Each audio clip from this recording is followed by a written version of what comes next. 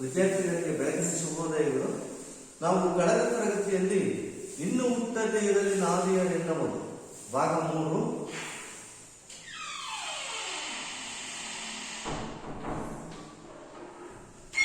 ಇನ್ನು ಹುಟ್ಟದೇ ಇರಲಿ ನಾದಿಯರೆನ್ನವರು ಕುಮಾರದಾಸ ಬರೆದಿರುವಂತಹ ಇನ್ನು ಹುಟ್ಟದೇ ಇರಲಿ ನಾದಿಯರೆನ್ನವರು ಎನ್ನುವ ಪದ್ಯಭಾಗವನ್ನ ಅವಲೋಕನೆ ಮಾಡಿದ್ವಿ. ಈ ತರಗತಿಯಲ್ಲಿ ಅದರ ಮುಂದುವರೆದಂತಹ ಭಾಗವನ್ನು ನೋಡೋಣ. ಕಡೆಯ ಪದ್ಯ.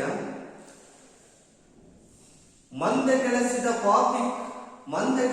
ಪಾಪಿ ಕೌರವನಂದು ಮುಂದಲೆ ಬಿಡಿದು ಸೈಂಧವ ಬಂದು ಬಳಿಕ ಅರಣ್ಯವಾಸದೊಳೆನ್ನ ನೆಡದೈದ ಇಂದು ಕೀಚಕ ನಾಯಕಾಲಲ್ಲಿ ನೊಂದೆ ನಾನಿ 3 ಬಾರಿಯ ಬಂಧಭಂಗವೇ ಸಾಕೆನಿತ ಬಸವಳಿದಡೆಂದು ಮುಖಿ. ಮಂದೆ ಗೆಳೆಸಿದ ಪಾಪಿ ಕೌರವನಂದು, ಮಂದೆ ಅಂದ್ರೆ ಸಭೆಯ ಸಮೂಹ. ಆ ಕೌರವ ಆಸ್ಥಾನದಲ್ಲಿ ರಾಜಸಭೆಯಲ್ಲಿ ಮಂದಕ್ಕೆ ಎಳೆಸ್ತಾನೆ ದುರ್ಯೋಧನ ದುಶಾಸನನ ಕೈಲಿ ಆ ದ್ರೌಪದಿಯನ್ನ ಎಳೆದುತ್ತಾನ. ಮಂದೆ ಗೆಳೆಸಿದ ತುಂಬಿದ ಸಭೆಗೆ ಎಳೆಸಿದ ಪಾಪಿ ಕೌರವನಂದು ಮುಂದಲೆ ಹಿಡಿದು ದುಶಾಸನ ಎಳ್ಕೊಂಬಂದು ಸಭೆಗೆ ಬಿಡ್ತಾನೆ. ಸೈಂಧವ ಬಂದು ದುರ್ಯೋಧನನ ಅಳಿಯನಾಗಿರ್ತಕ್ಕಂಥ ದುಶ್ಯನೆಯ ಗಂಡನಾಗಿರ್ತಕ್ಕಂಥ ಜಯದ್ರಥ ಅಥವಾ ಸೈಂಧವ ಬಂದು ಏನ್ ಮಾಡ್ತಾನೆ, ಅರಣ್ಯವಾಸದಲ್ಲಿ ಎಲ್ಲ ನೆಡದೈದ ಅರಣ್ಯವಾಸದಲ್ಲಿ ಎಳೆದೊಯ್ತಾನೆ ದ್ರೌಪದಿಯನ್ನ. ಇಂದು ಕೀಚಕ ನಾಯಕಾಲಲ್ಲಿ ನೊಂದೆ, ಇವತ್ತು ಏನ್ ಮಾಡಿದಾನೆ, ಪ್ರತಿ ಹಂತದಲ್ಲೂ ತನ್ನನ್ನು ನನಗೆ ಅವಮಾನ ಮಾಡುವಂತವರು, ನನ್ನ ಪೀಡನೆ ಮಾಡುವಂತವರು, ನನಗೆ ನೋವು ಕೊಡುವಂತವರು ನಡೀತಾನೆ ಬರ್ತಾ ಇದೆ. ಆತಂಕ ಮುಂದುವರಿತಾನೆ ಇದೆ. ಆವತ್ತು ದುರ್ಯೋಧನ ಮಾಡ್ದ, ವನವಾಸದಲ್ಲಿದ್ದಂತಹ ಸಂದರ್ಭದಲ್ಲಿ ಸೈಂಧವ ತರ ಮಾಡ್ದ. ಈ ತರ ಈಗ ಕೀಚಕ ನಾಯಕಾಲಲ್ಲಿ ನೊಂದೆ, ಕೀಚಕ ನನಗೆ ಕಾಟವನ್ನು ಕೊಡ್ತಾ ಇದ್ದಾನೆ, ಪೀಡಿಸ್ತಾ ಇದ್ದಾನೆ. ನಾನೀ 3 ಬಾರಿಯ ಭಂಗವೇ ಅಂದ್ರೆ ಅವಮಾನ. ಈ 3 ಸಲ ಆದಂತ ಅವಮಾನನೇ ಸಾಕು ನನ್ನ ಜೀವನದಲ್ಲಿ, ಇನ್ನು ಯಾವ ಅವಮಾನನೂ ಬೇಡ ಸಾಕಿನಂತ ಬಸವಳಿದಾಳೆ. ಇನ್ನು ಬಸವಳಿದು ಅಂದ್ರೆ ಬಹಳಷ್ಟು ಆಯಾಸಗೊಳ್ತಾಳೆ, ನೊಂದು ನುಡಿತಾಳೆ ಮಾತನ್ನ. ನಾನು 3 ಬಾರಿ ಅವಮಾನಕ್ಕೊಳಗಾದೆ ಅಂತ ಪರೀಕ್ಷೆಯಲ್ಲಿ 4 ಅಂಕದ ಪ್ರಶ್ನೆಗೆ ಕೇಳ್ತಾರೆ. ಇದನ್ನ ದ್ರೌಪದಿಗೆ ಬಂದಂತಹ 3 ಬಾರಿ ಬಂದಂತಹ ಭಂಗ ಏನು, ಅವಮಾನ ಏನು, ಆದಂತ ಅವಮಾನ ಏನು ಅಂತ. ಕಾಲಯವ ಕೆರಳಿದೊಡೆ ಮುರಿವೆ ಹೆಚ್ಚಾಳುತನದವರೆನ್ನಡೊಬ್ಬಳಲಾಳಲಾರಿ ಪಾಪಿಗಳಿರ ಅಪಕೀರ್ತಿಗಳ ಕೀರನ ತೋಡವರೆ ನಿಮಗೇಕೆ ಕೂಡು ಕೇಡಿಂಗುಡಲ ಒರಿವಿನೆಂದಳೆಂದು ಮುಖಿ. ಕಾಲಯಮ ಕೆರಳಿದೊಡೆ ಮುರಿವೆ, ಕಾಲಯ ಯಮನೇ ಎದುರು ಬಂದು ಅವನನ್ನ ಕೊಲ್ಲುವಂತಹ ಶಕ್ತಿ ನಿಮ್ಮಲ್ಲಿದೆ. ಹೆಚ್ಚಾಳುತನದವರೆನ್ನಡೊಬ್ಬಳದಾಳಲಾರಿ, ಬಿಲ್ವಿದ್ಯೆಯಲ್ಲಿ ಪಾರಂಗತನಾಗಿರ್ತಕ್ಕಂಥ ಗಾಂಡೀವಿ ಎನಿಸಿರುವಂತಹ ಅರ್ಜುನನಿದ್ದಾನೆ. ಗದಾಯುದ್ಧದಲ್ಲಿ ಮೇರು ಪರ್ವತದಂತಿರುವಂತಹ ಭೀಮನಿದ್ದಾನೆ. ಈಟಿ ವಿದ್ಯೆಯಲ್ಲಿ ಚಾಣಾಕ್ಷನಾದಂತಹ ಧರ್ಮರಾಯನಿದ್ದಾನೆ. ಖಡ್ಗ ಯುದ್ಧದಲ್ಲಿ ಚಾಣಾಕ್ಷರಾದಂತಹ ನಕುಲ ಸಹದೇವರಿದ್ದಾರೆ. ಇಷ್ಟೆಲ್ಲರೂ ಇದ್ದು ಹೆಚ್ಚಾಳುತನದವರೆನ್ನಡೊಬ್ಬಳದಾಳಲಾರಿ, 5 ಜನ ಗಂಡಂದಿರಿದ್ದು ಒಬ್ಬ ಹೆಣ್ಣನ್ನ ನನ್ನನ್ನು ಆಡಲಿಕ್ಕೆ ಆಗ್ತಾ ಇಲ್ಲ, ನನಗೆ ಪೀಡನೆ ಕೊಡ್ತಿರುವಂತ, ನನಗೆ ಅವಮಾನ ಮಾಡುತ್ತಿರುವಂತವನನ್ನ ಸೊಕ್ಕನ ಮುರಿಲಿಕ್ಕೆ ಆಗ್ತಾ ಇಲ್ಲ ನಿಮ್ಮ ಕೈಲಿ, ನೀವಿದ್ದು ಉಪಯೋಗವಿಲ್ಲ. ಎನ್ನೊಬ್ಬಳನಾಳಲಾರಿರಿ ಪಾಪಿಗಳಿರ. 3 ಲೋಕದ ಗಂಡರಾಗಿರ್ತಕ್ಕಂತಹ ಪಾಂಡವರನ್ನ ನಿಂದಿಸ್ತಾ ಇದ್ದಾಳೆ, ಬೈತಾ ಇದ್ದಾಳೆ. ಸೈರೇಂದ್ರಿ, ಪಾಪಿಗಳಿರ, ನಿಮ್ಮ ಹೆಂಡತಿಯಾಗಿ ನಾನು ಅನುಭವಿಸ್ತಿರುವಂತಹ ಕಷ್ಟ ಯಾವ ಹೆಣ್ಣಿಗೂ ಬೇಡ. ಇನ್ನು ಹುಟ್ಟದೇ ಇರಲಿ ನಾರಿಯರೆನ್ನವರು ಭೃಂಗಿತರು, ಅವಮಾನಕ್ಕೊಳಗಾದಂತಹ ನನ್ನಂತ ನಾರಿಯರು ಮತ್ತೆ ಹುಟ್ಟದೇ ಇರಲಿ. ಪಾಪಿಗಳಿರ ಅಪಕೀರ್ತಿಗಳ ಕೀರನ ತೋಡ ವರೆ ನಿಮಗೇಕೆ, ಬಲವಂತರಾಗಿರ್ತಕ್ಕಂಥವರಿಗೆ ತೋಳುಗಳು ಬೇಕು, ನಿಮ್ಮಂತಹ ಅವಿವೇಕಿಗಳಿಗೆ, ನಿಮ್ಮಂತಹ ಅಸಮರ್ಥರಿಗೆ ತೋಳುಗಳೇಕೆ. ಒಂದು ಮಾತಿದೆ, ಬ್ರಹ್ಮನ ಬಾಯಿಂದ ಜನಿಸಿದಂಥವನು ಬ್ರಾಹ್ಮಣ, ಬ್ರಹ್ಮನ ತೋಳಿನಿಂದ ಜನಿಸಿದಂಥವನು ಕ್ಷತ್ರಿಯ. ಅವನ ಕೆಲಸ ರಾಷ್ಟ್ರದ ರಕ್ಷಣೆ ಅಂತ ಬಲವಾಗಿರ್ತಕ್ಕಂತಹ ತೋಳುಗಳು ನಿಮಗೇಕೆ, ಕ್ಷತ್ರಿಯರಲ್ಲ ನೀವು, ಕ್ಷತ್ರಿಯರಾಗಿ ಹುಟ್ಟಲಿಕ್ಕೆ ಲಾಯಕ್ಕಿಲ್ಲ ನೀವು ಅನ್ನುವಂತ ಮಾತನ್ನು ಹೇಳ್ತಾಳೆ.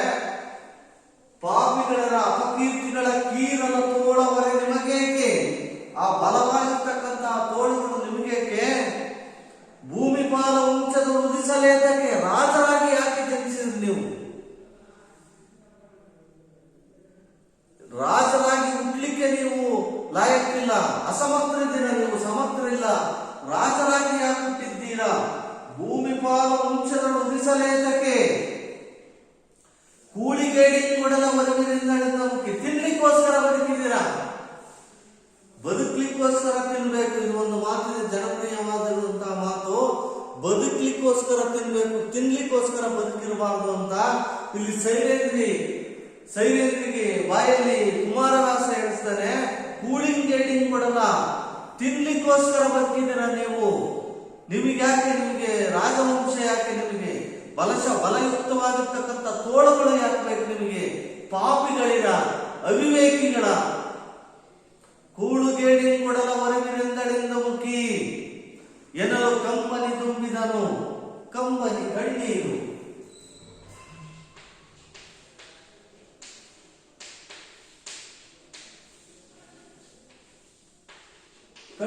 ಕಂಬನಿ ತುಂಬಿದನು. ಕಡು ನೆಲದ ಅಂತಃಕರಣ, ಅವನ ಅಂತಃಕರಣ ಆರ್ತಗೊಳ್ತದೆ, ತೇವತೆಯಿಂದ ಕೂಡಿರ್ತದೆ. ಕಡು ನೆಲದ ಅಂತಃಕರಣ, ರೋಷದ ಘನತೆ ಹೆಚ್ಚಿತು, ಅವನ ಕೋಪ ಹೆಚ್ಚಾಗುತ್ತೆ, ಅವನ ರೋಷ ಹೆಚ್ಚಾಗುತ್ತೆ. ರೋಷದ ಘನತೆ ಹೆಚ್ಚಿತು, ಹಗೆಗಳನ್ನು ಹಿಂಡಿದನು ಮನದೊಳಗೆ. ಆ ಶತ್ರುವನಾಗಿರ್ತಕ್ಕಂತಹ ಕೀಚಕ ಮತ್ತು ಉಪಕೀಚಕರನ್ನು ನೆನೆದು, ನನ್ನ ಹೆಂಡತಿಗೆ ಇಷ್ಟೊಂದು ನೋವು ಕೊಡ್ತಿರುವಂತಹ ಅವರನ್ನ ಮನದೊಳಗೆ ಹಿಂಡಿದನು. ಕೋಪದಿಂದ ಅವರನ್ನು ನೆನೆದು ಹಿಂಡಿದನು ಮನದೊಳಗೆ. ತನು ಪುಳಕ ಉಬ್ಬರಿಸಿ, ತನು ಅಂದ್ರೆ ಶರೀರ, ತನು ಶರೀರ, ಮನಸ್ಸು, ತನು ಮನ ಅಂತಾರೆ ಬಸವಣ್ಣವರು. ತನು ಮನ ಶುದ್ಧಿಯಾಗಿರಬೇಕು ಅಂತ ಹೇಳ್ತಾರೆ. ತನು ಪುಳಕ ಉಬ್ಬರಿಸಿ, ತನು ಶರೀರದಲ್ಲಿ ಪುಳಕ ಉಬ್ಬರಿಸಿ ರೋಮಾಂಚನ ಆಗಿ ಮೆಲ್ಲನೆ ವನಿತೆಯನ್ನು ಬಿಗಿದಪ್ಪಿದನು. ಆ ಸೈರೇಂದ್ರಿಯ ದುಃಖವನ್ನು ನೋಡಲಾರದೆ ಅವಳ ಮಾತುಗಳನ್ನು, ರೋಷದ ಮಾತುಗಳನ್ನ ಅರಗಿಸಿಕೊಳ್ಳಲು ಸಾಧ್ಯವಾಗದೆ ಭೀಮಸೇನ ಬಹಳಷ್ಟು ನೊಂದು ಅವಳ ಪರಿಸ್ಥಿತಿಯನ್ನು ನೆನೆದು ಅವನ ಅಂತಃಕರಣ ಪುಳಕ ಉಬ್ಬರಿಸಿ ಅವಳನ್ನು ಬಿಗಿದಪ್ಪಿ ಹೇಳ್ತಾನೆ. ತನು ಪುಳಕ ಉಬ್ಬರಿಸಿ ಮೆಲ್ಲನೆ ವನಿತೆಯ ತೆಗೆದಪ್ಪಿದನು, ಕಂಬನಿಯ ದೊಡೆದನು, ಕಣ್ಣೀರನ್ನು ಒರೆಸ್ತಾನೆ. ಅಳಬೇಡ. ಸೆರಗಿನಲ್ಲಿ ಕಲಿನೀಮ ಮಾಲಿನಿಯ ಮಾನವಂತಳಾಗಿರ್ತಕ್ಕಂತಹ ಪಾತಿವ್ರತೆಯನ್ನ ಉಳಿಸಿಕೊಂಡಿರುವಂತಹ ದ್ರೌಪದಿ ಸೈರೇಂದ್ರಿಯನ್ನ ಕಣ್ಣೀರನ್ನು ಒರೆಸ್ತಾನೆ. ಮಾನವಂತಳಾದ ಅವನನ್ನು ಬಿಗಿದಪ್ತಾನೆ, ಸಮಾಧಾನ ಪಡಿಸ್ತಾನೆ. ಯೋಚನೆ ಮಾಡಬೇಡ, ನಿನ್ನ ಕಷ್ಟವನ್ನ ಬಗೆಹರಿಸ್ತೀನಿ, ನಾನಿದ್ದೀನಿ, ಯೋಚನೆ ಮಾಡಬೇಡ ಅಂತ ಹೇಳ್ತಾನೆ. ಕುರುಳನೇ ಬರಿಸಿದನು, ಕೂದಲು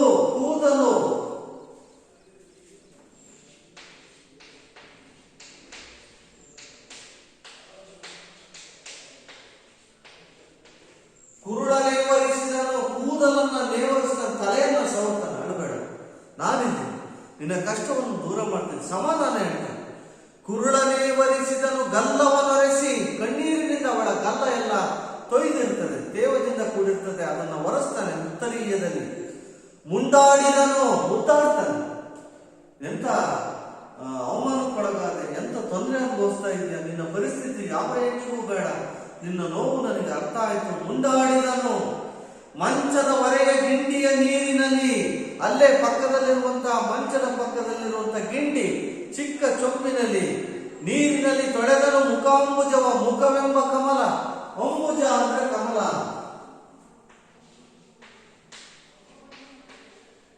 ಅಂಬುಜ ಕಮಲ, ಮುಖಾಂಬುಜ ಅಂದ್ರೆ ಮುಖವೆಂಬ ಕಮಲ. ಆ ನೊಂದಿರ್ತಕ್ಕಂತಹ ಕಣ್ಣೀರಿನಿಂದ ಕೂಡಿರ್ತಕ್ಕಂತಹ ಯಾತನೆ, ಅವಮಾನವನ್ನು ಅನುಸರಿಸುವಂತಹ ಮುಖವೆಂಬ ಕಮಲವನ್ನ ಅಲ್ಲೇ ಚಿಕ್ಕ ಚಂಬಿನಲ್ಲಿ ಮಂಚದ ಪಕ್ಕದಲ್ಲಿರುವಂತಹ ಗಿಂಡಿಯಲ್ಲಿ ನೀರನ್ನು ತೆಗೆದುಕೊಂಡು ಮುಖವನ್ನು ತೊಳಿತಾನೆ. ಮುಖಾಂಬುಜವ ಅರಸಿ ಬಿಡು ಕಾತಿಯನ್ನು, ಕೋಪ ಬಿಡು, ನೀನು ಯೋಚನೆ ಮಾಡಬೇಡ. ವಿಸ್ತರಿಸಲೇಕೆ ಕೆಮ್ಮಣ್ಣನ ಆಜ್ಞೆಯ ಗೆರೆಯ ದಾಟಿದೆನು ಹೋಗೆಂದನ ಭೀಮ. ನನ್ನ ಅಣ್ಣನ ಆಜ್ಞೆಯನ್ನ ಮೀರಿದ್ದೀನಿ, ನೀನು ಏನು ಯೋಚನೆ ಮಾಡಬೇಡ, ನಿನ್ನ ಕಷ್ಟವನ್ನು ಪರಿಹಾರ ಮಾಡ್ತೀನಿ, ಮತ್ತೆ ಹೇಳ್ಬೇಡ, ನಿನಗೆ ಬಂದಿರುವಂತ ತೊಂದರೆಯನ್ನು ನಾನು ನಿವಾರಿಸ್ತೀನಿ, ಹೋಗು, ಮತ್ತೆ ಪುನಃ ಅದನ್ನೇ ಹೇಳ್ಬೇಡ ಅಂತ ಹೇಳ್ತಾನೆ. ಹೋಗೆಂದನ ಭೀಮ. ಕುರುಳನೇ ವರಿಸಿದನು, ಗಲ್ಲವನ್ನೊರೆಸಿ ಮುಂದಾಡಿದನು, ಮಂಚದ ಹೊರೆಯ ಗಿಂಡಿಯ ನೀರಿನಲ್ಲಿ ತೊಳೆದನು. ಮುಖಾಂಬುಜವ ಅರಸಿ ಬಿಡು ಕಾತಿಯನ್ನು, ವಿಸ್ತರಿಸಲೇಕೆ ನಮ್ಮಣ್ಣನಾಗ್ನೆಯ ಗೆರೆಯ ದಾಟಿದೆನು ಹೋಗೆಂದ ಎಂದನ ಭೀಮ. ಬಸುರ ಬಗೆವನು ಕೀಚಕನ ನಸುವಿ ಸಿಕ್ಕಿದೊಡೆ ವೈರಾಟ ವಂಶದ ಹೆಸರ ತೊಡೆವೆನು. ತಮ್ಮ ನರಿದೊಡೆ ಕೌರವ ರಜವ ಕುಸುರಿದ ಅರಿವೆನು. ಭೀಮ ಕಷ್ಟವನ್ನೆಸಗಿದನು ಆ ಎಂದರಾದೊಡೆ ಮುಸುಡ ಅಮರಾವತಿಯಲ್ಲಿ ತೇವನು ದೇವ ಸಂತತಿಯ. ಬಹಳ ಘೋರವಾಗಿರ್ತಕ್ಕಂಥ ಶಪಥ ಮಾಡ್ತಾನೆ. ಏನಂತಾನೆ? ಬಸುರ ಬಗೆವನು ಕೀಚಕನ ನಸು ಮಿಸಿಕಿದೊಡೆ. ಸ್ವಲ್ಪ ಏನಾದ್ರೂ ಅವನು ಅಲ್ಲಾಡಿದ್ರೆ, ನನ್ನ ಮೇಲೆ ಯುದ್ಧಕ್ಕೆ ಬಂದ್ರೆ ಅವನ ಬಸುರು ಅಂದ್ರೆ ಹೊಟ್ಟೆ. ಬಸುರು ಅಂದ್ರೆ ಹೊಟ್ಟೆ.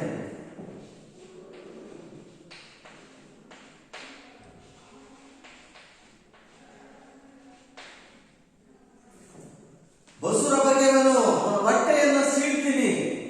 ಬಸುರ ಬಗೆವನು ಕೀಚಕನು ನಸುನು ಸಿಕ್ಕಿದೊಡೆ. ಸ್ವಲ್ಪ ಅಲ್ಲಾಡಿದ್ರೆ ಸಾಕು ಅವನು ಹೊಟ್ಟೆಯನ್ನು ಬಗಿತೇನೆ. ವೈರಾಟ ವಂಶದ ಹೆಸರ ತೊಡೆವೆನು. ವಿರಾಟ ವಂಶದ ಹೆಸರನ್ನ ಕಿತ್ತಾಕ್ತೀನಿ, ಹೆಸರನ್ನು ತೆಗೆದಾಕ್ತೀನಿ. ನಮ್ಮ ನರಿದೊಡೆ ನಮ್ಮನ್ನೇನಾದ್ರೂ ಪಾಂಡವರು ಅಜ್ಞಾತವಾಸದಲ್ಲಿದ್ದಾರೆ ಅನ್ನುವಂಥದ್ದನ್ನ ದುರ್ಯೋಧನ ಏನಾದ್ರೂ ಗೊತ್ತುಪಡಿಸಿದ್ರೆ, ಕಂಡಿಡಿದ್ರೆ, ಕೌರವ ರಜವ ಕುಸಿರಿದರ ಅರಿವೆನು. ಕೌರವನನ್ನು ಹರಿದು ಹಾಕ್ತೀನಿ.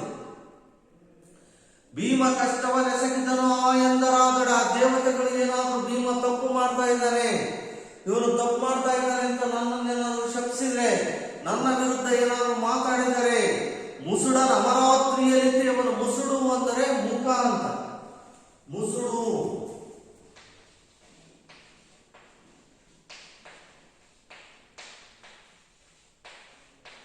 ಮುಸುಡನ ಅಮರಾವತಿಯಲ್ಲಿ ತೇವನು. ಅಮರಾವತಿಯ ಪರ್ವತದಲ್ಲಿ ಅವರ ಮುಖಗಳನ್ನೆಲ್ಲ ತೇರ್ಬಿಡ್ತೀನಿ, ಅವರ ಮುಖವನ್ನು ತೇಯ್ತೀನಿ. ತೇವನು ದೇವ ಸಂತತಿ ಅಂತ ಅವಳ ಎದುರು ಗಟ್ಟಿಯಾಗಿ ಹೇಳ್ತಾನೆ. ಆನಂತರ ಅವನು ಹೋಗಿ ಕೀಚಕನನ್ನ ಕೊಲ್ತಾನೆ. ಸೈರೇಂದ್ರಿಯ ಕಷ್ಟವನ್ನೆಲ್ಲ ದೂರ ಮಾಡ್ತಾನೆ. ಇದು ಇನ್ನು ಹುಟ್ಟದೇ ಇರಲಿ ನಾರಿಯರೆನ್ನವನು ಪದ್ಯಭಾಗದ ವಿವರಣೆ. ಇಷ್ಟು ಪದ್ಯಗಳು. ಈ ತರಗತಿಯಲ್ಲಿ ಮಾಡಿದ ಪದ್ಯಗಳನ್ನು ಪುನಃ ಮತ್ತೊಮ್ಮೆ ಓದ್ತೇನೆ, ಸರಿಯಾಗಿ ನೋಡ್ಕೊಳ್ಳಿ. ಮಂದೆ ಗೆಳೆಸಿದ ಪಾಪಿ ಕೌರವನಂದು ಮುಂದನೆ ಹಿಡಿದು ಸೈಂಧವ ಬಂದು ಬಳಿಕ ಅರಣ್ಯವಾಸದೊಳೆನ್ನ ನೆಳೆದೊಯ್ದ. ಇಂದು ಕೀಚಕ ನಾಯಕಾನಲ್ಲಿ ನೊಂದೆ ನಾನಿ 3 ಬಾರಿಯ ಬಂದ ಭಂಗವೇ ಸಾಕಿಂತ ಬಸವಳಿದಳೆಂದು ಮುಖಿ. ಕಾಲಯಮ ಕೆರಳಿದೊಡೆ ಮುರಿವೆ ಹೆಚ್ಚಾಳುದಲ್ಲದವರೆನ್ನಡೊಬ್ಬಳನಾಡದಾರಿ ಪಾಪಿಗಳಿರ. ಅಪಕೀರ್ತಿಗಳ ಕೀರಲ ತೋಳವರೆ ನಿಮಗೇಕೆ. ಭೂಮಿ ಪಾಲ ವಂಶದೊಳು ದಿಸಲೇತಕೆ. ಕೂಡುಗೇಡಿಂಗೊಡಲವರಿವಿರೆಂದಳೆಂದು ಮುಖಿ. ಎನ್ನಲು ಕಂಬನಿ ತುಂಬಿದನು ಕಡುದೆಂದು ಅಂತಃಕರಣ ರೋಷದ ಘನತೆ ಹೆಚ್ಚಿತು. ಅಗೆಗಳನ್ನು ಹಿಂಡಿದನು ಮನದೊಳಗೆ. ತನುಪುಳಕ ಉಪ್ಪರಿಸಿ ಮೆಲ್ಲನೆ ಮನಿತೆಯನ್ನು ತೆಗೆದಪ್ಪಿದನು. ಕಂಬನಿಯ ದೊಡೆದನು ಸೆರಗಿನಲ್ಲಿ ಕರಿಭೀಮ ಮಾನಿನಿಯ. ಕುರುಳನೇ ವರಿಸಿದನು ಗಲ್ಲವನೊರೆಸಿ ಮುಂದಾಡಿದನು. ಮಂಚದವರೆಯ ಗಿಂಡಿಯ ನೀರಿನಲ್ಲಿ ತೊಳೆದನು ಮುಖಾಂಬುಜವ.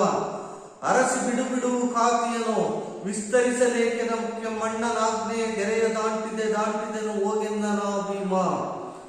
ಬಸುರ ಬಗೆವನು ಕೀಚಕನು ನಸು ಮಿಸುಕಿದೊಡೆ. ವೈರಾಟ ವಂಶದ ಹೆಸರ ತೊಡೆವೆನು. ನಮ್ಮ ನರಿದೊಡೆ ಕೌರವ ರಜವ ಕುಸುರಿದ್ದ ಅರಿವೆನು. ಭೀಮನು ಕಷ್ಟವನ್ನೆಸಗಿದನು ಆ ಎಂದರಾದೊಡೆ. ಮುಸುಡನ ಅಮರಾವತಿಯಲ್ಲಿ ತೇವನು ದೇವ ಸಂತತಿಯ. ಬಹಳಷ್ಟು ಚೆನ್ನಾಗಿರುವಂತಹ ಷಟ್ಪದಿಯಲ್ಲಿರುವಂತಹ ಈ ಪದ್ಯಭಾಗ, ಕುಮಾರವ್ಯಾಸರನ್ನ ಪದ್ಯಭಾಗವನ್ನು ನೋಡಿದ್ವಿ. ಈಗ ಅದರ ಅಭ್ಯಾಸದಲ್ಲಿರುವಂತಹ 1 ಅಂಕದ ಪ್ರಶ್ನೆಗಳು, ಭಾಷಾಭ್ಯಾಸವನ್ನು ನೋಡೋಣ. ಈ ಅರ್ಥವನ್ನು ಸರಿಯಾಗಿ ಗಮನಿಸಿ. ಕಂಬನಿ ಕಣ್ಣೀರು, ತನು ಶರೀರ, ಮನ ಮನಸ್ಸು, ಕುರುಳು ಕೂದಲು, ಅಂಬುಜ ಕಮಲ, ಬಸುರು ಹೊಟ್ಟೆ,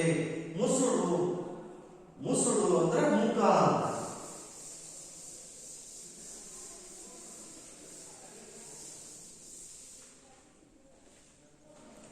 ಒಂದು ಅಂಕದ ಪ್ರಶ್ನೆಗಳು. ಈಗ ಪದ್ಯಭಾಗವನ್ನು ಗ್ರಹಿಸಿದ್ದೀರಾ?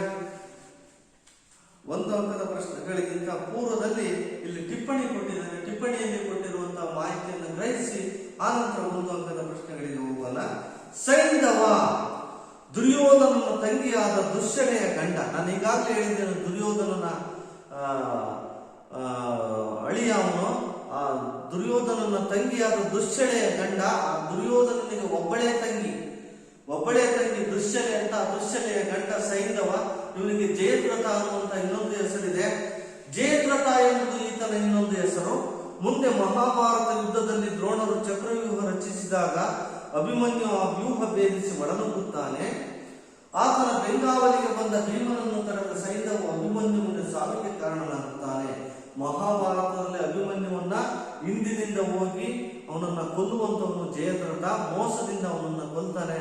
ಅವಾಗ ಅರ್ಜುನ ಶಪಥ ಮಾಡ್ತಾನೆ, ಸೂರ್ಯಾಸ್ತದೊಳಗೆ ಅವನ ತಲೆಯನ್ನ ಕತ್ತರಿಸ್ತೀನಿ ಅಂತ. ಅದಕ್ಕೆ ಕೃಷ್ಣನ ಸಹಾಯದಿಂದ ಸೂರ್ಯಾಸ್ತದ ಒಳಗೇನೆ ಅವನ ತಲೆಯನ್ನು ಕತ್ತರಿಸಿ ತನ್ನ ಶಪಥವನ್ನು ಈಡೇರಿಸಿಕೊಳ್ತಾನೆ. ಅದನ್ನು ಮಹಾಭಾರತದಲ್ಲಿ ನೋಡಬಹುದು. ವಿದ್ಯಾರ್ಥಿಗಳೇ, ಸುವರ್ಣ ಚಾನಲ್ನಲ್ಲಿ ಅನ್ಸುತ್ತೆ ಮಹಾಭಾರತದ ಕಥೆ ಬರ್ತಾ ಇದೆ. ದಯಮಾಡಿ ದೂರದರ್ಶನದಲ್ಲಿ ಬರುವಂತ ಯಾವುದಾದರೂ ಪುರಾಣ ಪುಣ್ಯ ಕಥೆಗಳಿದ್ರೆ ಅವುಗಳನ್ನು ಅವಲೋಕನೆ ಮಾಡಿ, ಕಾದಂಬರಿಗಳಲ್ಲಿ ಓದ್ರಿ. ಯಾವುದಾದರೂ ಪಾಕ್ಷಿಕ ಪತ್ರಿಕೆಗಳು, ವಾರ ಪತ್ರಿಕೆಗಳಲ್ಲಿ ಕಥೆ ಕೊಟ್ಟಿದ್ರೆ ದಯಮಾಡಿ ಓದಿ. ನಮ್ಮ ಪ್ರಾಚೀನ ಮಹಾಕಾವ್ಯಗಳ ಬಗ್ಗೆ ನಾವು ತಿಳ್ಕೊಳ್ಬೇಕು. ಎಲ್ಲವನ್ನೂ ನಮ್ಮ ಪಠ್ಯ ಪುಸ್ತಕದಲ್ಲಿ ತಿಳ್ಕೊಳ್ಳಕ್ ಸಾಧ್ಯ ಇಲ್ಲ. ಇತರ ಪುಸ್ತಕಗಳಿಂದ ಅದನ್ನ ಹೆಚ್ಚಿನ ಜ್ಞಾನವನ್ನ ತಿಳ್ಕೊಳ್ಬಹುದು. ಆ ಚಾನಲ್ನಲ್ಲಿ ಮಹಾಭಾರತ ಬರ್ತಾ ಇದೆ, ದಯಮಾಡಿ ಗ್ರಹಿಸಿ. ಅಲ್ಲಿ ನೀವು ಸ್ವಲ್ಪ ಹೆಚ್ಚಿನ ಮಾಹಿತಿ ಸಿಗ್ತದೆ. ಆತನ ಬೆಂಗಾವಲಿಗೆ ಬಂದ ಭೀಮನನ್ನು ತಡೆದ ಸೈಂಧವ ಅಭಿಮನ್ಯುವಿನ ಸಾವಿಗೆ ಕಾರಣನಾಗುತ್ತಾನೆ.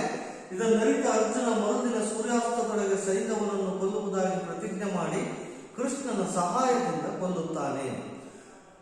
ಟಿಪ್ಪಣಿ 2. ಕೀಚಕ ಕೇಕೆಯ ರಾಜನಿಂದ ಮಾಲವಿಯಲ್ಲಿ ಜನಿಸಿದವ. ಇವನಿಗೆ 105 ಮಂದಿ ಒಡ ಹುಟ್ಟಿದವರು. ಸುದೇಶ್ನೆ ಎಂಬ ಸೋದರಿಯೂ ಇದ್ದರು. ಇವರ ಅಕ್ಕ ಸುದೇಶ್ನೆ ವಿರಾಟ ರಾಜನ ರಾಣಿ. ಕೀಚಕ ಬಾಣಾಸುರನ ವಂಶದಿಂದ ಜನಿಸಿದವ. ಇವನು ಇವನ ತಮ್ಮಂದಿರಾದ 105 ಮಂದಿ ಉಪಕೀಚಕರು ವಿರಾಟ ರಾಜನಲ್ಲಿ ಇರುತ್ತಿದ್ದರು. ಮಹಾಬಲಶಾಲಿಯಾಗಿದ್ದ ಕೀಚಕ ವಿರಾಟನ ಸೇನಾಪತಿಯಾಗಿದ್ದ.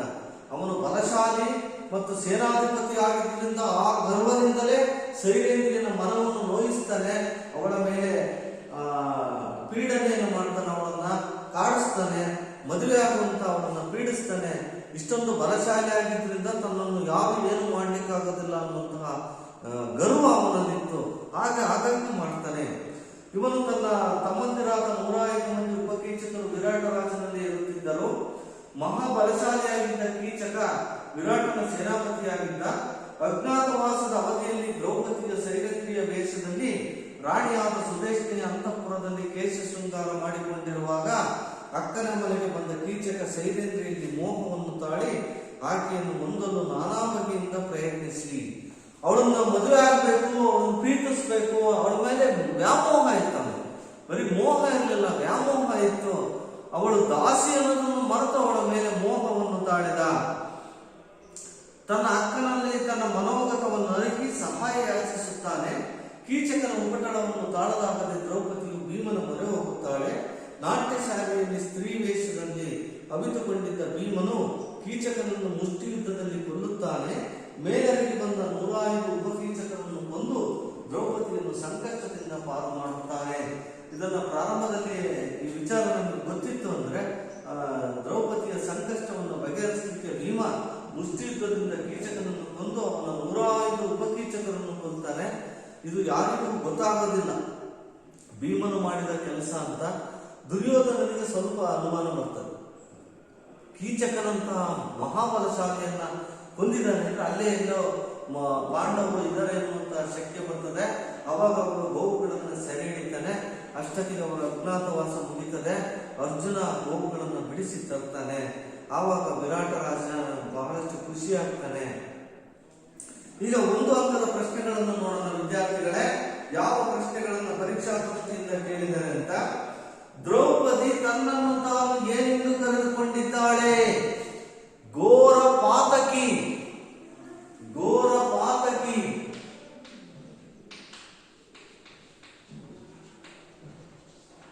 ಘೋರ ಪಾತಕಿ ಅಂತ ಕರ್ಕೊಂಡಿದ್ದಾಳೆ. ನನ್ನಷ್ಟು ಅವಮಾನಕ್ಕೊಳಗಾದವರು ಯಾರು ಇಲ್ಲ. 3 ಬಾರಿ ಅವಮಾನಕ್ಕೊಳಗಾಗಿದ್ದೀನಿ. ನನ್ನಂತ ಹೆಣ್ಣು ಜನ್ಮ ಯಾರಿಗೂ ಬೇಡ, ಭೂಮಿ ಮೇಲೆ ಹುಟ್ಟದೇ ಇರಲಿ ಅಂತ ಹೇಳ್ತಾಳೆ. ಧರ್ಮರಾಯನಿಗೆ ಎಂತ ಗರ ಹೊಡೆದಿದೆ? ಧರ್ಮ ಕ್ಷಮೆಯ ಗರ. ಧರ್ಮ ಕ್ಷಮೆಯ ಗರ. ಧರ್ಮ ಕ್ಷಮೆಯ ಗರ ಹೊಡೆದಿದೆ. ಧರ್ಮ ಕ್ಷಮೆಯ ಗರ ಹೊಡೆದಿದೆ. ಅಣ್ಣನಾಜ್ಞೆಯಲ್ಲಿ ಭ್ರಮಿತನಾದವನು ಯಾರು? ಅರ್ಜುನ. ತಮ್ಮ ಅಣ್ಣನಾಜ್ಞೆಯಲ್ಲಿ ಭ್ರಮಿತನಾಗಿದ್ದಾನೆ ಅರ್ಜುನ. ಅಣ್ಣನಾಜ್ಞೆಯಲ್ಲಿ ಭ್ರಮಿತನಾಗಿರ್ತಕ್ಕಂಥವನು ಯಾರು ಅಂತಂದ್ರೆ ಅರ್ಜುನ, ಅವನ ತಮ್ಮ. ಕಲಿಭೀಮನು ಎಂತಹ ಗಂಡನೆಂದು ದ್ರೌಪದಿ ಹೇಳಿದ್ದಾಳೆ. ಮಿಡುಕುಳ್ಳ ಗಂಡ, ಸಾಮರ್ಥ್ಯವುಳ್ಳಂತವನು ಅಂತ. ಮಿಡುಕುಳ್ಳ ಗಂಡ, ಮಿಡುಕು ಅಂದ್ರೆ ಸಾಮರ್ಥ್ಯ, ಮಿಡುಕುಳ್ಳ ಗಂಡ ಅಂತ ಕರೀತಾಳೆ.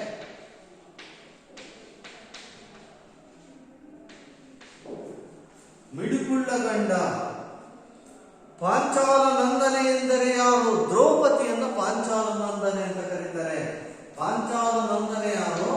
ದ್ರೌಪದಿ.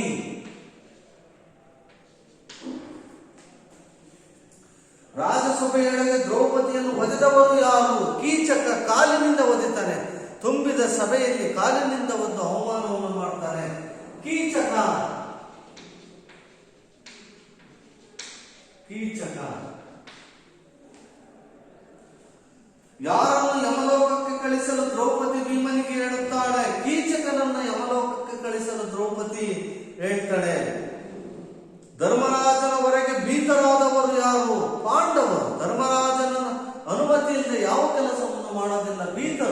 ಭೀತರು ನಾವು ಧರ್ಮಜನವರೆಗೆ ಅಂತ ಭೀಮಸೇನ ಹೇಳ್ತಾನೆ.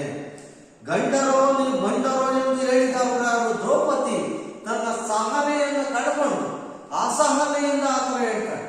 ಅಸಹನೆಯಿಂದ ನೀವು ಮೂರು ಲೋಕದ ಗಂಡರೋ ಬಂಡರೋ ನೀವು ಅಂತ ಹೇಳ್ತಾಳೆ. ಇನ್ನು ಮುಟ್ಟದೇ ಇರಲಿ ನಾರಿಯರೆಲ್ಲವನು ಎಂದವರಾರು? ದ್ರೌಪದಿ. ಸೈಲೆಂಟ್ ಅಂತ ಬಂದ್ರು ಸರಿನೇ. ದ್ರೌಪದಿಯ ಮುಂದಲೆ ಹಿಡಿದವರಾರು? ಕೌರವ. ಇಲ್ಲಿ ನಿಜವಾಗ್ಲೂ ದುಶ್ಯಾಸನ ಮುಂದಲೆ ಎಳೆದಿರ್ತಾನೆ. ಅದನ್ನ ಇಲ್ಲಿ ಕೌರವ ಅಂತ ಹೇಳಿರೋದ್ರಿಂದ ಕೌರವ ಅಂತಾನೆ ಬರಿಬೇಕಾಗ್ತದೆ. ಅರಣ್ಯವಾಸದಲ್ಲಿದ್ದಾಗ ದ್ರೌಪದಿಯನ್ನು ಎಳೆದೊಯ್ದವರು ಯಾರು? ಸೈಂಧವ ಅಥವಾ ಜಯದ್ರಥ ಅಂತ ಬರೆದ್ರೆ ಸರಿ ಆಗ್ತದೆ. ಮನದೊಳಗೆ ಅಗೆಗಳನ್ನು ಹಿಂಡಿದವನು ಯಾರು? ಭೀಮಸೇನ. ದ್ರೌಪದಿಯ ಮುಖವನ್ನು ಭೀಮ ಯಾವುದರಿಂದ ತೊಳೆದನು? ಹಿಂಡಿಯ ನೀರಿನಿಂದ ತೊಳೆದನು. ಯಾರ ಬಸುರನ್ನು ಬಗೆಯುವುದಾಗಿ ಭೀಮ ಹೇಳುತ್ತಾನೆ? ಕೀಚಕನು. ನಸು ಮಿಸುಕಿದೊಡೆ ಬಸುರ ಬಗೆವನು ಕೀಚಕನ. ಕೀಚಕ ಅಲ್ಲಾಡಿದ್ರೆ ಸಾಕು ಅವನ ಹೊಟ್ಟೆಯನ್ನ ಬಗಿತೀನಿ, ಕೊಲ್ತೀನಿ ಅಂತ ಹೇಳ್ತಾನೆ. ಇದು ಒಂದು ಅಂಕದ ಪ್ರಶ್ನೆ ವಿದ್ಯಾರ್ಥಿಗಳೇ. ಈಗ ಭಾಷಾಭ್ಯಾಸ ಇದೆ. ಭಾಷಾಭ್ಯಾಸ ಬಹಳಷ್ಟು ಮುಖ್ಯ ಆಗಿರೋದ್ರಿಂದ ಭಾಷಾಭ್ಯಾಸವನ್ನು ನೋಡೋಣ.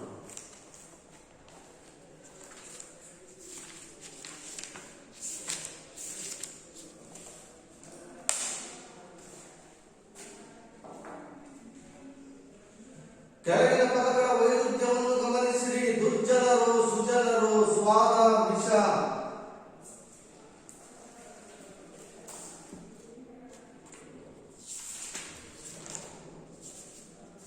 ಸಮಾನಾರ್ಥ ಪದಗಳನ್ನು ಬರೆಯಿರಿ. ಸಮಾನಾರ್ಥ ಪದಗಳನ್ನು ಬರೆಯಿರಿ.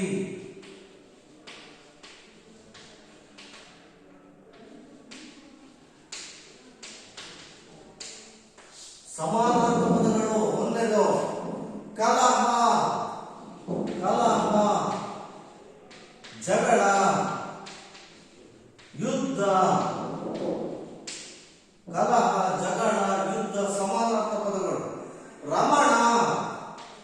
ರಮಣ ಗಂಡ. ಗಂಡ. ಪತಿ. ಪತಿ ಗಂಡ ಅನ್ನುವಂಥದ್ದು ರಮಣ ಅನ್ನುವಂಥದ್ದು. ಹರಿ ಶ್ರೀ ವಿಷ್ಣು. ಹರಿ ಶ್ರೀ ವಿಷ್ಣು. ನಾರಾಯಣ. ನಾರಾಯಣ.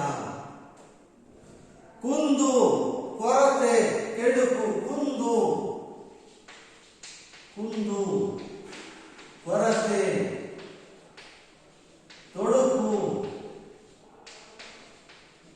ತೊಡಕು. ವಲ್ಲಭೆ ಪತ್ನಿ, ಸತಿ, ಹೆಂಡತಿ. ವಲ್ಲಭೆ.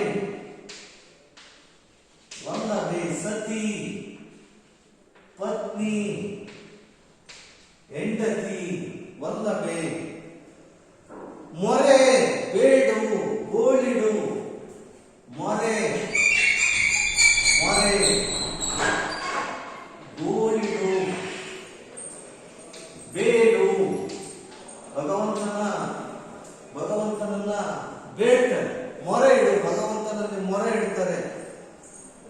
ಬೇಡು, ಗೋಳಿಡು,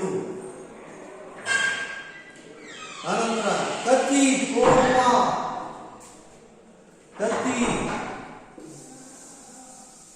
ಕತಿ ಅಂದ್ರೆ ಕೋಪ. ಕತಿ, ಕೋಪ.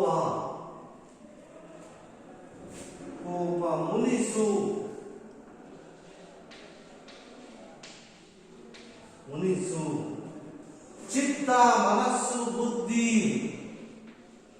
ಚಿತ್ತ, ಮನಸ್ಸು, ಬುದ್ಧಿ. ಚಿತ್ತ, ಮನಸ್ಸು, ಬುದ್ಧಿ. ಕಾಂತೆ, ಪತ್ನಿ, ಹೆಂಡತಿ. ಕಾಂತೆ, ಹೆಂಡತಿ. ಪತ್ನಿ, ಕಾಲ, ಯಮ, ಹಂತಕ. ಕಾಲ, ಯಮ, ಹಂತಕ.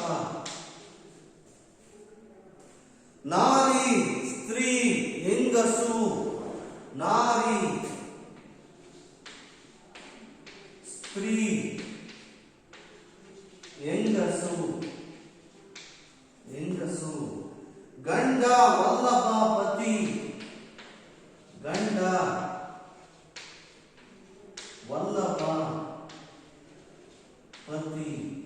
ಇವು ಅರ್ಥ ಬರೆಯಿರಿ. ಪರೀಕ್ಷೆಗಳಲ್ಲಿ 2 ಅಂಕಕ್ಕೆ ಇರ್ತದೆ. ಭಾಷಾಭ್ಯಾಸದಲ್ಲಿ 7 ಮುಖ್ಯ ಉಪಪ್ರಶ್ನೆಗಳಿರ್ತವೆ. ಅದರಲ್ಲಿ ಸಮಾನಾರ್ಥ, ನಾನಾರ್ಥ, ವಿರುದ್ಧ ಪದ, ಬಿಡಿಸಿ ಬರೆಯಿರಿ, ಸ್ವಂತ ವಾಕ್ಯದಲ್ಲಿ ಉಪಯೋಗಿಸಿ, ಈ ತರದ ಪದಗಳನ್ನು ಕೇಳ್ತಾರೆ. ಸಮಾನಾರ್ಥಕ ಪದಗಳು ಒಂದೇ ಅರ್ಥವನ್ನು ಕೊಡುವಂತಹ ಪದಗಳು. ಕಲಹ, ಜಗಳ, ಯುದ್ಧ. ರಮಣ, ಗಂಡ, ಪತಿ. ಹರಿ, ಶ್ರೀ ವಿಷ್ಣು, ನಾರಾಯಣ. ಕುಂದು, ಕೊರತೆ, ತುಡುಕು. ವಲ್ಲಭೆ, ಸತಿ, ಪತ್ನಿ. ಮೊರೆ,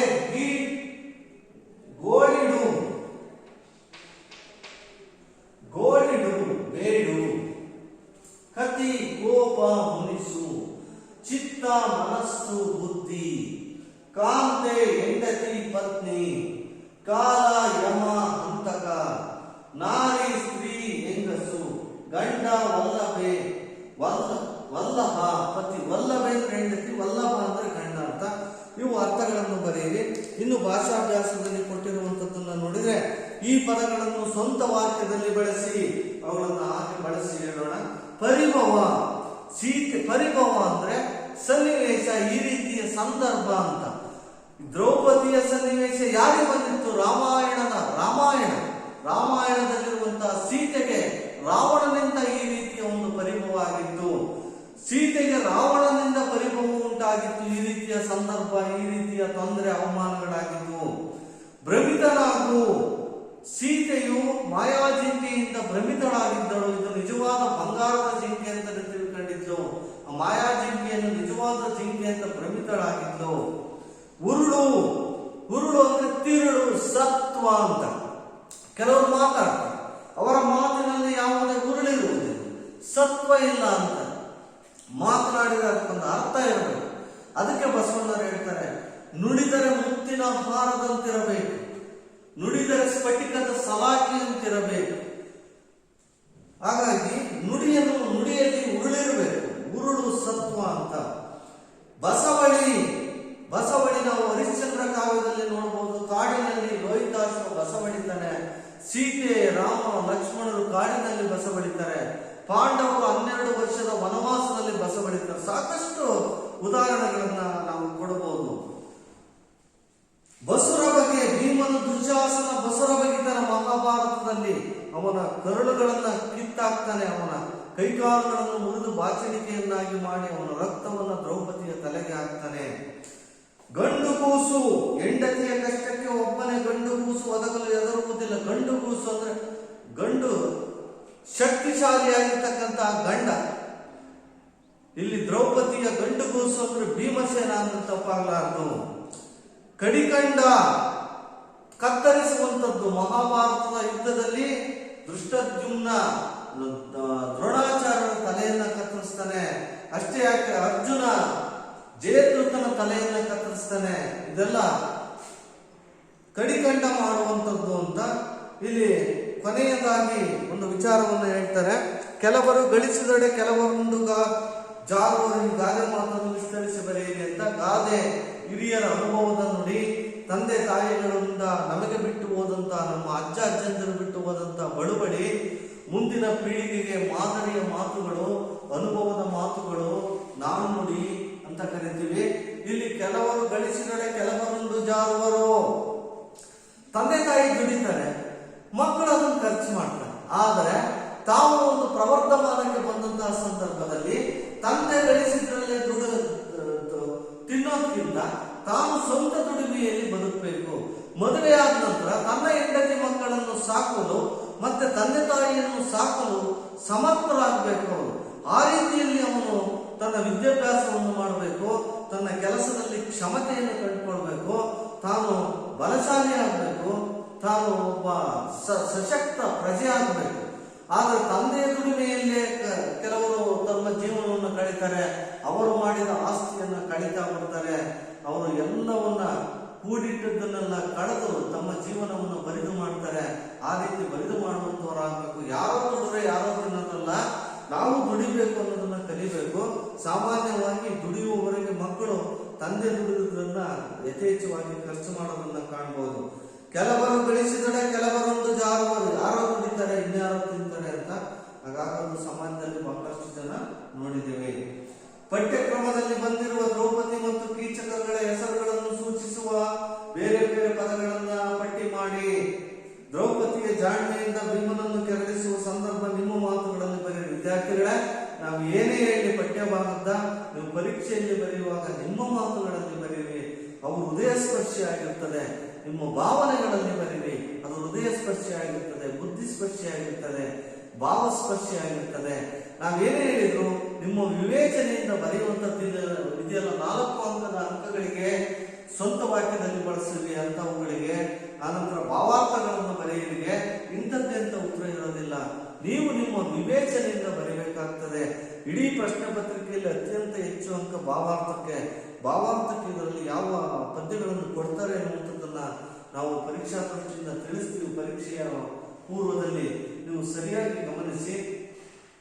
ಈಗ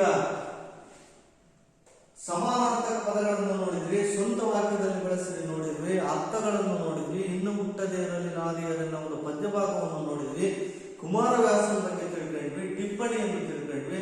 ಮುಂದಿನ ತರಗತಿಯಲ್ಲಿ ಒಂದು ಗದ್ಯ ಭಾಗ ಅಥವಾ ನೀಳ್ಗತೆಯನ್ನು ನೋಡೋಣ. ಇಲ್ಲಿವರೆಗೂ ಕೇಳಿದ್ದಕ್ಕೆ ಧನ್ಯವಾದ.